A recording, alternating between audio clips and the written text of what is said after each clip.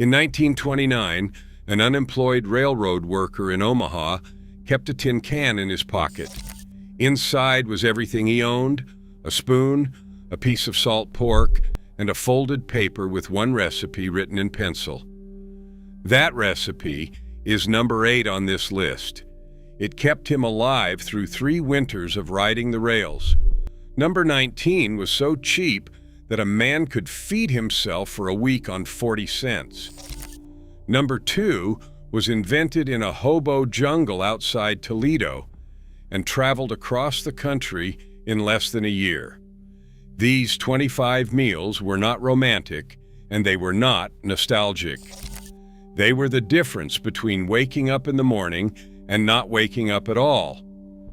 For seniors living alone today on a fixed income, these recipes hit differently. Hit that subscribe button.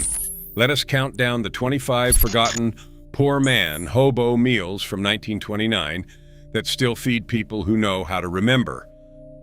Number 25, Mulligan stew. The first meal a new hobo learned to make was Mulligan stew, and he did not make it alone. In every hobo jungle from Pittsburgh to Portland, there was a communal pot bubbling over coals from the moment the first rider stepped off the boxcar. The rule was simple. You contributed something: a potato, a handful of beans, a wild onion pulled from a railroad embankment, a bone the butcher had thrown out behind his shop. Everything went into the pot. The water came from a creek or a railroad pump. The salt came from whoever happened to have it. Mulligan's stew tasted different every single night because no 2 contributions were ever the same. A senior who learned this from a grandfather can still make a passable version with a can of beans, a potato, a piece of carrot, and an onion. The genius was not in the recipe. The genius was in the idea that even a man with nothing could still contribute something and eat his share. Number 24, hobo coffee. Real coffee costs too much for a man with no money, but no man ever rode the rails without trying to make coffee out of something. Hobo coffee was brewed from used grounds, begged from a diner's trash bin, boiled in a tin can with a piece of wire bent into a handle. The grounds were used 3 or 4 times before they were finally thrown out. Some men added a crushed eggshell to the pot to settle the grounds and remove the bitterness. The shell sank to the bottom, taking the smallest particles with it. But it was hot. It was caffeine. And around a small fire on a cold morning in October, a tin can of bitter coffee was the closest thing to dignity a man could afford. Seniors who grew up watching their fathers do this still know to put an eggshell in the pot. They do not always remember why. Number 23, the sugar sandwich.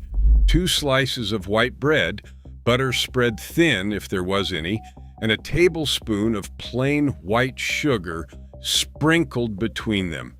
That was a sugar sandwich. In 1929, this was the meal that mothers gave to children who came home hungry from school when there was nothing else in the house. It was sweet, it was filling, and it cost almost nothing. A loaf of bread was 9 cents. A pound of sugar was 6 cents. A child could be fed for a week on under $1 if sugar sandwiches were the daily staple. Seniors today who remember eating these as children speak about them with a complicated mix of shame and tenderness. They were hungry. Their mothers were trying. The sugar sandwich was love in the form of empty calories. There was no nutrition in it. There was no science behind it. There was only the fact that a child ate something and went to bed without crying. That was enough. Number 22, the mayonnaise sandwich. The mayonnaise sandwich was the meal that defined the Depression poverty in middle-class kitchens that had fallen all the way down. 2 slices of bread, a thick spread of mayonnaise, salt and pepper, and nothing else. No meat, no cheese, no vegetable.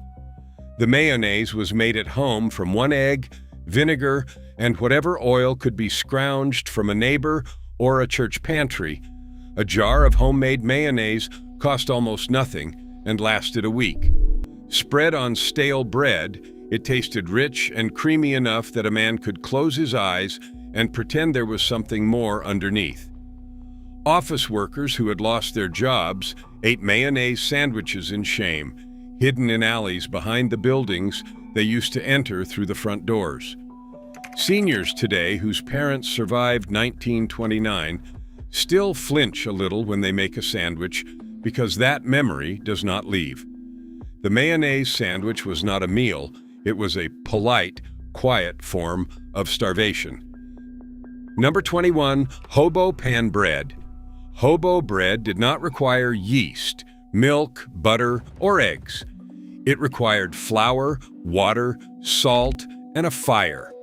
A man would mix 2 cups of flour with a teaspoon of salt and just enough water to form a stiff dough, knead it for a minute on a flat rock or a piece of bark, and press it into a flat disc about an inch thick. The disc was cooked in a greased skillet over coals or wrapped around a green stick and held over the fire until it was golden on both sides. The bread came out heavy, chewy, and almost biscuit-like. It would last for 2 or 3 days in a man's coat pocket without going stale. A senior making this today can do it in a cast iron pan on a stove in 20 minutes. It costs less than 30 cents to make a loaf that feeds 2 people for a day. Almost nobody remembers how to do this anymore. Number 20, cornmeal mush. Cornmeal mush was the cheapest hot meal in America in 1929. A pound of cornmeal cost about 4 cents, and it made enough mush to feed a family of 4. You boiled water in a pot, added salt, and whisked in the cornmeal slowly until it thickened into a porridge that stuck to the spoon and the bowl and the ribs. It was plain. It was monotonous. It was filling. Hobos ate it plain. Families with a little more might add a spoonful of sorghum molasses or a pat of bacon grease.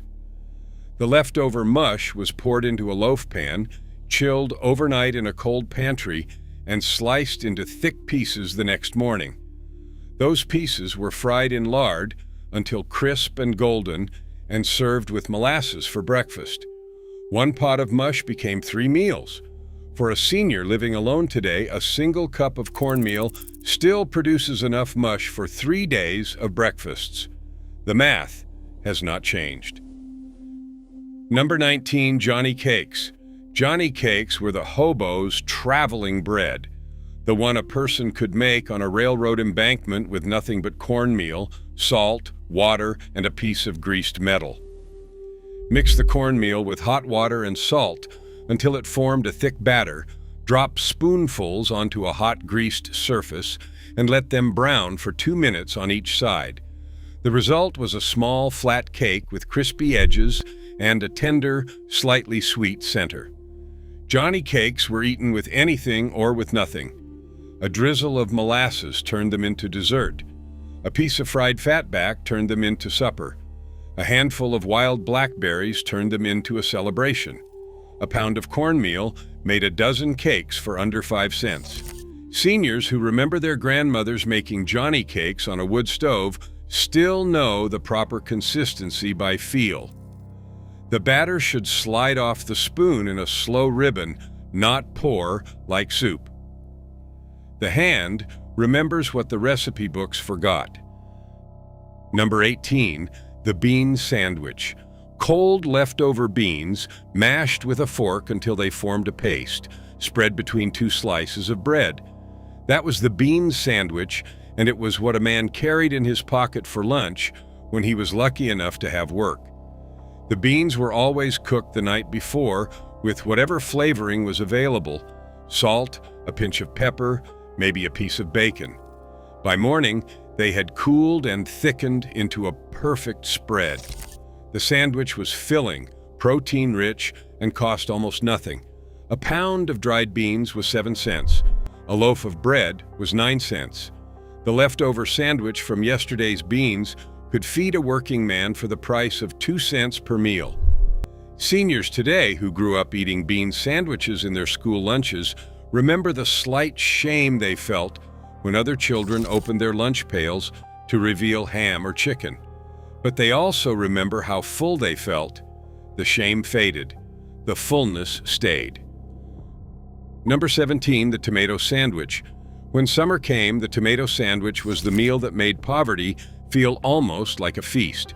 A ripe tomato, sliced thick, laid on 2 pieces of white bread, salted heavily and pressed together until the tomato juice soaked into the bread. That was the entire recipe. The tomato came from a backyard garden where every family that could plant one did. Bread came from the bakery or was baked at home. Salt was the only thing that had to be bought. For about 10 cents, a family could make tomato sandwiches all summer long, eating them for lunch every day from July through September. The juice ran down chins and onto shirt fronts. The bread went soft and almost translucent where it touched the tomato. This was the taste of the Depression that people remembered fondly. Seniors today still make tomato sandwiches in July, and they still salt them more heavily than any doctor would recommend. They are eating a memory more than a meal. First pattern break. Here is something to sit with for a moment. The meals on this list are not just historical curiosities, they are blueprints. Every dish here was designed for a person who had to eat well on almost nothing and had to do it alone, often with shaking hands and tired eyes, and a kitchen that no longer felt like home. The math of 1929 and the math of a senior living on Social Security in 2026 are not so different. A fixed income, a small kitchen, the weight of a single plate at a table set for one. The hobos of 1929 figured out how to feed themselves with dignity when the country had decided they were disposable. Seniors today are doing the same arithmetic with the same calm courage. These recipes are not nostalgia. They are still working. Number 16, the lard sandwich. The lard sandwich existed in 2 forms. The polite version was a thin spread of rendered lard between 2 slices of bread with salt and pepper. The honest version was a thick layer of cold, white lard scraped from a coffee can that sat next to the stove. Either way, it was a meal that delivered raw calories to a body that needed them. A pound of lard cost about 8 cents and lasted a family for 2 weeks. Every Sunday dinner that involved a pork roast produced enough rendered fat to make lard sandwiches all week. For a working man burning 4,000 calories a day on a railroad gang, a lard sandwich was the most efficient fuel he could carry. Seniors today recoil at the idea, having been told for decades that fat was the enemy. But the medical research of the last 10 years has slowly rehabilitated animal fat. Their grandfathers were not killing themselves with lard. They were keeping themselves alive with it. Milk toast was the meal mothers made for sick children, tired husbands, and grandmothers who could no longer chew anything firm. 2 slices of toasted white bread, broken into a bowl, hot milk poured over the top, a pat of butter, a sprinkle of salt and pepper, or a spoonful of sugar, depending on the household. That was it. The bread soaked up the milk and turned soft and warm and easy to swallow. It tasted like comfort. It tasted like being taken care of. A quart of milk was 14 cents in 1929. A loaf of bread was 9 cents. A single bowl of milk toast cost about 3 cents to make and delivered protein, calcium, and carbohydrates in a form that even the weakest stomach could handle. Seniors today who lived through the Depression as children remember milk toast as the meal that appeared when they were ill. The smell of warm milk and toast still triggers a complicated nostalgia that mixes hunger with safety. It was poverty as care. Hoover hash, leftover potato and onion skillet. By late 1929, the joke was already starting. Anything cheap and stretched got named after the president, and Hoover hash was one of the first. Whatever cold leftovers were in the icebox, potatoes, onions, scraps of meat if there were any, were chopped fine and fried together in a cast-iron skillet with bacon grease until the bottom developed a brown crust. The hash was scraped up, flipped, and pressed back down so the other side could brown too. By the end, the whole skillet smelled of onions and pork fat and crisped potato. Served with a fried egg on top when an egg could be found, or just plain on a plate when one could not. A senior living alone today still understands the genius of this. The Sunday potatoes that were not eaten become Monday's hash. The Monday hash that is not eaten becomes Tuesday's lunch. Nothing is wasted. Every meal becomes the next one. The hobos of 1929 did not invent this. They just gave it a bitter name. Number 13, Depression Onion Soup. Long before French onion soup became a restaurant indulgence, there was the Depression version. 2 large onions, sliced thin, browned slowly in a tablespoon of lard or bacon grease until they turned dark and sweet, then covered with water and salt and simmered for half an hour. That was the soup. No beef broth, no wine, no cheese. The onions provided their own sweetness and their own depth. A senior could make this for 9 cents and feed themselves for 2 days. Served over a slice of stale bread placed in the bottom of the bowl, the soup hydrated the bread into something almost like a stew. The flavor was surprisingly rich for something made of 2 ingredients. Modern home cooks would never recognize this as worth making because they have been trained to believe that good food requires good ingredients. The Depression generation knew differently. The right technique applied to almost nothing could still produce a meal that warmed a person from the inside out. Number 12, dandelion greens with hot bacon dressing. The dandelion was not a weed in 1929. It was food. Every backyard, every empty lot, every patch of grass along a railroad line was a source of fresh greens for anyone who knew when to pick them. Young dandelion leaves, harvested in early spring before the plant flowered, were tender enough to eat raw or wilted with hot bacon grease and a splash of apple cider vinegar. The flavor was bitter and sharp and full of iron. A senior who learned this from a grandmother can still walk out into a suburban yard in April and find dinner. The dandelion provides more vitamin A than spinach, more vitamin C than tomatoes, and more calcium than milk. The hobos knew this because their bodies told them. They ate dandelions because dandelions made them feel better. The science would not catch up for another 50 years. Today, dandelion greens sell for $6 a bunch at health food stores. Your grandmother got them for free. Second pattern break. Here is what changed everything. The food companies of the 1950s and 1960s spent millions of dollars convincing American families that the food their grandparents made was embarrassing. That homemade was less safe than canned. That fresh was less reliable than frozen. That the woman who served her family beans and cornbread on a Tuesday night was failing at modern motherhood. The campaign worked. By 1975, the meals on this list had been almost entirely erased from American kitchens.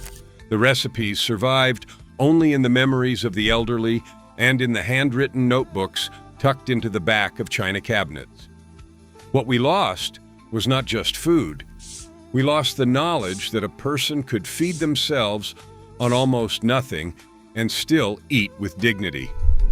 That knowledge is what every senior living alone on a fixed income needs to recover. The food companies are not coming to help. They never were. By 1929, the Depression had not yet reached its peak, but already the resourceful had begun to invent food from food that did not exist. Mock apple pie was made from Ritz crackers, sugar, water, lemon juice, and cinnamon. The crackers were layered into a pie crust, a syrup of sugar, water, and lemon was poured over them, and the whole thing was baked until the crackers swelled and softened into something that, with eyes closed, tasted remarkably like apple. The recipe appeared on the back of the Ritz cracker box for decades, a quiet acknowledgement that the company knew exactly who was buying their product and why. A pie made this way cost 30 cents and served 8 people. Apples in winter cost a fortune for a working family. Mock apple pie let a mother serve dessert at Christmas dinner without breaking the budget. Seniors today still occasionally make this just to prove they remember. The taste is uncannily close to the real thing. The illusion was perfect. Number 10, water pie. This one sounds impossible. Water pie was a pie filling made from 1 cup of water, half a cup of flour, half a cup of sugar, 1 teaspoon of vanilla, and a pat of butter dotted on top, poured into a pie crust, and baked until it set into something resembling a custard. The water boiled inside the crust, the flour thickened it, the sugar sweetened it, and the butter melted across the top to form a thin caramelized layer. It tasted like a vanilla custard that had been made by someone who had never tasted a real one. For a senior who has nothing in the kitchen but flour, sugar, and vanilla, this pie can still be made tonight for under 50 cents. It is sweet. It is filling. It is technically dessert. It exists as proof that the Depression generation refused to give up on the idea that a meal could end with something sweet. Even when the ingredients did not exist, the dignity did. Number 9, salt pork and white beans. A pound of dried white navy beans, soaked overnight, then simmered for 3 hours with a fist-sized piece of salt pork, an onion, and just enough water to keep everything covered. By the end of the cooking time, the beans had softened completely, the salt pork had rendered most of its fat into the broth, and the whole pot tasted of cured pork and slow thyme. A senior living alone could make this on a Sunday afternoon and eat from it through Wednesday. The beans cost 7 cents, the salt pork was 9 cents, and the onion was a penny. The whole pot fed a person for 4 days for under 20 cents. Modern nutritionists now know that the combination of beans and pork produces a complete protein, the kind that builds and maintains muscle in older bodies. The Depression cooks did not know this. They just knew that a man who ate beans and salt pork could work all day. The body told them what the science would later confirm. Number 8, hardtack and coffee. This is the recipe a railroad worker carried in his pocket on a folded piece of paper through 3 winters of riding the rails. Hardtack, the dense, unleavened cracker made from flour, water, and salt, was the survival food of the American hobo. A single batch could last a year in a saddlebag without going stale. A man would soak a piece in hot coffee or water for several minutes until it softened enough to chew, then eat it slowly while the warmth of the coffee filled his stomach. The hardtack was bland and chewy and tasted of almost nothing, but it was 300 calories of carbohydrate that would not spoil. A senior today and make a year's worth of hardtack in a single Sunday afternoon for about $3. The recipe is 2 cups of flour, 1 cup of water, 1 teaspoon of salt, baked at 250 degrees for 4 hours until completely dry. It is the cheapest insurance policy a person can keep in their pantry. Tomato gravy. When meat was nowhere to be found, tomato gravy filled in. A spoonful of bacon grease in a skillet, a tablespoon of flour stirred in to make a roux, a can of crushed tomatoes added with a splash of water, salt, pepper, and a pinch of sugar. to balance the acidity. The whole thing thickened in 5 minutes into a sauce that was poured over biscuits or toast or boiled potatoes or rice. It tasted savory and rich, and it felt like a real meal even when the cupboard held nothing else. A can of tomatoes cost 12 cents. The bacon grease was already in the jar by the stove. The biscuits or the toast or the potatoes were already on the plate. For under 20 cents, a senior could turn 3 ingredients into something that resembled a Sunday supper at a fraction of the cost and the time. Tomato gravy was poverty wearing the costume of abundance. No one who sat down to it ever felt cheated. Third, pattern break. Here is something almost no cookbook will tell you. The meals on this list were not invented by men. They were invented by women who watched their husbands lose jobs, and their children lose weight, and their pantries lose contents week by week through the autumn of 1929 and the winters that followed. The hobos who rode the rails learned these recipes from their mothers and their aunts and their grandmothers. Every man who survived the Depression survived because some woman somewhere taught him how to turn nothing into supper.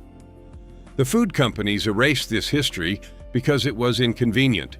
It told the wrong story about American womanhood. It said that competence and creativity and resilience lived in the same kitchens that the food companies wanted to colonize with their canned and frozen and processed products. The grandmothers won. We just did not notice. Number 6, Hoover stew. By 1932, the name had become official, but the recipe started in 1929. Hoover stew was a pot of whatever was available, usually hot dogs sliced into coins, a can of beans, a can of tomatoes, an onion, and a handful of macaroni, all simmered together for 30 minutes. The hot dogs released their seasoned fat into the tomato broth. The macaroni thickened everything. The beans added body. The onion added depth. A senior living alone today can still make this for under $3 and eat from it for 3 days. It tastes like a simplified chili, hearty and warming, and exactly the meal a person makes when they cannot remember the last time they had real energy. The Depression generation made Hoover stew in shame, naming it after the president they blamed for their suffering. But shame did not change the fact that the stew worked. It fed people. It got them through.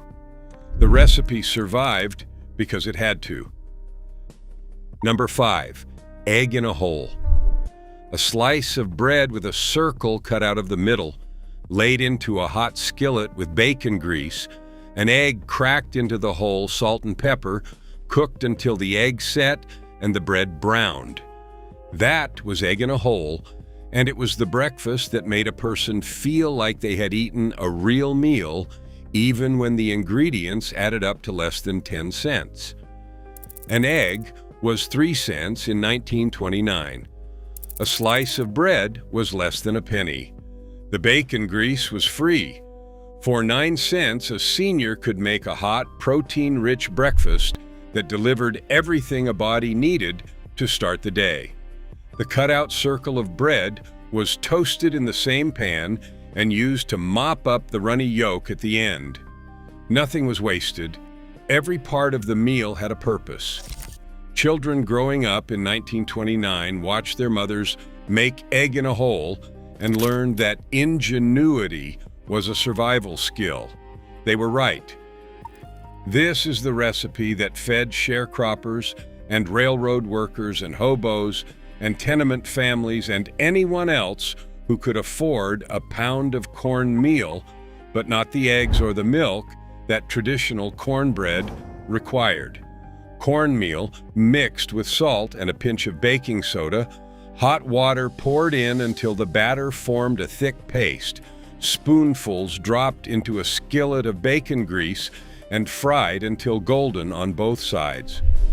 The cornbread came out crisp on the outside and tender on the inside, hot enough to burn fingers, ready in 5 minutes. A pound of cornmeal cost 4 cents. A spoonful of bacon grease was free. For under a nickel, a senior could make a batch of hot water cornbread that filled the stomach and warmed the kitchen and required nothing more than a stove and a pan. Modern grocery stores do not carry the right kind of cornmeal anymore. The technique still works with what they do sell. The hand remembers.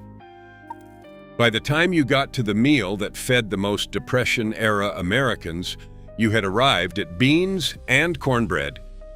A pot of dried pinto beans soaked overnight, simmered all day with a small piece of salt pork or a ham hock, served with a wedge of skillet cornbread baked in the same cast iron that had been seasoned by 3 generations. The combinations delivered complete protein, complex carbohydrate, and enough sustained energy to power a working body through 12 hours of labor. A senior today can make this for under $2 and eat from it for 5 days. Beans and cornbread appeared in school cafeterias, church basement suppers, and every farmhouse kitchen from Texas to West Virginia. It was the meal that defined a generation. It was eaten by people who had no other choice, and it was eaten by people who could have eaten anything, but kept choosing it because they knew what it was. There is no replacement for what this meal still does for a human body. Number 2, Mulligan mush. This is the variation on Mulligan stew that hobos made when they were riding alone and could not find a jungle with a pot. A handful of cornmeal mixed with water in a tin can, salt added if there was any, a piece of salt pork or bacon grease stirred in, and the whole thing heated over a small fire until it thickened into a porridge that delivered every calorie a body needed for half a day of walking. The Mulligan mush was eaten directly from the can with a whittled wooden spoon. It was bland. It was filling. It tasted of nothing but warmth. A man could make this anywhere there was water, fire, and 10 cents worth of supplies. A senior today can still make a version of this on a stove with cornmeal and bacon grease for under 30 cents. The meal exists at the intersection of survival and dignity. It feeds a person who has almost nothing and reminds them that they are still capable of cooking something for themselves. Number 1, the hobo pot. At the top of this list is the meal that has no specific recipe and no fixed ingredients. The hobo pot was whatever a man had at the end of the day, boiled together with water, salt, and thyme until it became supper. A potato, half an onion, a piece of carrot pulled from a farmer's field, a handful of beans saved from yesterday, a scrap of fatback wrapped in newspaper. Everything went into the same can or pot. Everything cooked at the same speed. Everything blended together into a meal that tasted different every single night because no 2 nights were ever the same. The hobo pot was not nostalgia. It was the practical genius of a person who refused to go to bed hungry no matter what the day had brought. For a senior living alone on a fixed income, the hobo pot is still the most powerful idea in this entire list. You do not need a recipe. You need permission to use what you have. You need the dignity to call it dinner. That dignity was the inheritance the hobos of 1929 left behind. It still works today. Here's my challenge. Make one of these this week. The bean sandwich, the hot water cornbread, the egg in a hole. Sit down at a real table. Eat slowly. Because these meals were never about being poor. They were about staying alive and staying human when the world had stopped feeding you. Drop the one you are going to make in the comments. I want to know if anyone else's grandfather kept a recipe folded in his pocket, because these are not just meals. They are the proof that people who had nothing still knew how to live.